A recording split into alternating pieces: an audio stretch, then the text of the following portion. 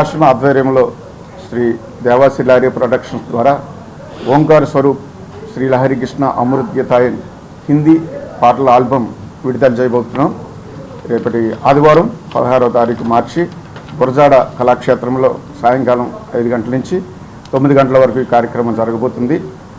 ఒకే దేవుడు ఒకే దేశం అనే సిద్ధాంతాన్ని వెంబడిస్తున్న మణిజ్యోతి ఆశ్రమం ఈ విధంగా దేశీయ సమైక్యతా సమావేశాలు, సర్వమత సమావేశాలు మాత్రమే కాకుండా ఇటువంటి వేద గ్రంథాల సారాంశాన్ని చిన్న చిన్న పాటలుగా రూపొందించి ఇప్పటి ఉన్న యవ్వన సముదాయానికి అది ఉపయోగపడతాయని, భగవంతుని యొక్క జ్ఞానాన్ని పొందుకుంటారని ఇటువంటి ఆల్బమ్లు రిలీజ్ చేస్తున్నాం.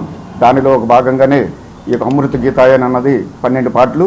దాన్ని వేదాల సారాంశంగా దాన్ని చిత్రీకరించి అనేక మంది మంచి మంచి గాయకులు శంకర్ మహాదేవన్ గారు, అనూప్ జలోట, రాజ్యలక్ష్మి ఈ విధంగా వాళ్ళు పాడి అదంతా కూడా తయారు చేసి మణిజ్యోతి ఆశ్రమం నుంచి ఇక్కడ విడుదల చేయబోతున్నాం. ఇక్కడ ఎందుకు విడుదల చేస్తున్నామంటే ఈ యొక్క ప్రాంతంలో కూడా మన భారతదేశ రాష్ట్ర భాష అయినటువంటి హిందీ తెలిసినటువంటి వాళ్ళు చాలామంది ఉన్నందువలన వాళ్ళందరికీ ఇది అందజేయాలని ఈ కార్యక్రమాన్ని నిర్వహిస్తున్నాం. దానికి మణిజ్యోతి ఆశ్రమ అధ్యక్షులు గౌరవనీయులు పాల్ ఉపాసన నవరాజ గారు వచ్చారు. అది మాత్రమే కాకుండా మణిజ్యోతి ఆశ్రమ నిర్వాహకులు, ఇక్కడ శ్రీ లహరి కృష్ణ స్తుతి ధ్యాన కేంద్ర పెద్దలు, మిత్రులు అందరూ కూడా వచ్చి గారి యొక్క మేము భక్తులుగా ఉన్నాం. ఈ యొక్క హిందీ ఆల్బమ్ కార్యక్రమం అమృత్ గీత అనే కార్యక్రమాన్ని విశాఖపట్నంలో శ్రీపురం అయినటువంటి గురజాడ కళాక్షేత్రంలో 16 మార్చి 2025న ఈ కార్యక్రమాన్ని మేము ప్రారంభించబోతున్నాం. ఈ కార్యక్రమానికి అనేక మంది భక్తులు, ఎందరో మహానుభావులు కూడా విచ్చేస్తున్నారు. వారిలో ఈ కార్యక్రమం నడిపించడం కోసము మా కోరిక మేరకు అడగించినటువంటి వాళ్ళు శ్రీ సురేష్ యాష్ తివారీ, లిరిక్ రైటర్ గారు, వెల్కమ్ అడ్రస్గా పాల్ ఉపాసల్ లారీ గారు, మంచిదాసన్ ప్రెసిడెంట్, వారు కూడా ఈ కార్యక్రమానికి వస్తున్నారు.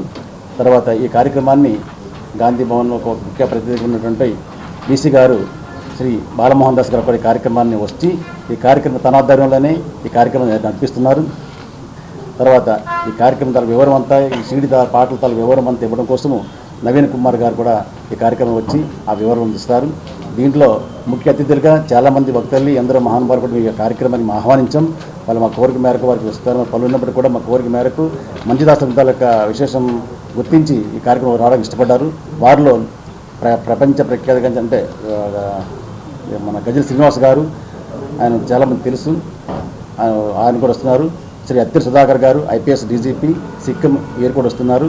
స్వామి విష్ణు దేవానంద సరస్వతి గారు, ఈయన ఉత్తరాఖండ్ నుంచి ఈయన వస్తున్నారు. ఋషిగాను 23లో లహరి కృష్ణ గారు అని చెప్పి ఆయన ఫోటో ఇదండి. మీకు గూగుల్కి వెళ్తే మనకు తెలుస్తుంది. ఈయన ఒక సిద్ధాంతాన్ని ప్రవేశపెట్టారు. ఆ సిద్ధాంతం ఏంటంటే ఒకే దేవుడు ఒకే దేశం. ప్రపంచంలో ఎన్ని మతాలున్నా, మత విశ్వాసాలున్నా, మత సామీక్యత అనేదే ఈ మనుషుల యొక్క మనుగడకి సాధ్యము అని నమ్మేటటువంటి విశ్వాసం కలిగినటువంటి మహానుభావుడు లహరి కృష్ణ గారు. వారు 1963లో తిరునెల్వేలి నుంచి సుమారు 1 గంట ప్రయాణ దూరంలో మణిజ్యోతి ఆశ్రమాన్ని పెట్టారు. ఈ మణిజ్యోతి ఆశ్రమంలో 24 గంటలు 365 రోజుల్లో మీరు కానీ నేను కానీ ఎవరైనా అక్కడికి వెళ్ళొచ్చు. మీరు వెళ్ళగానే ఆతిథ్యం ఫ్రీగా ఉంటుంది. ఆశ్రమంలో మీరు ఏమైనా కార్యక్రమాలు ఎన్నాళ్ళు ఉన్నారన్నా ఉండొచ్చు. అందువల్ల పత్రికా విలేకరులందరినీ కూడా ఈ మణిజ్యోతి ఆశ్రమం తరఫున మీకు ఆహ్వానిస్తున్నాం. జూలై నెలలో భారీ ఎత్తున ప్రపంచవ్యాప్తంగా వచ్చి భక్తులందరూ కూడా ఆయన యొక్క సూచనలు, సలహాలు వింటారు. వారి యొక్క మనవలు అంటే వారి యొక్క కుటుంబ సభ్యులు ఇప్పుడు దాన్ని నడుపుతున్నారు.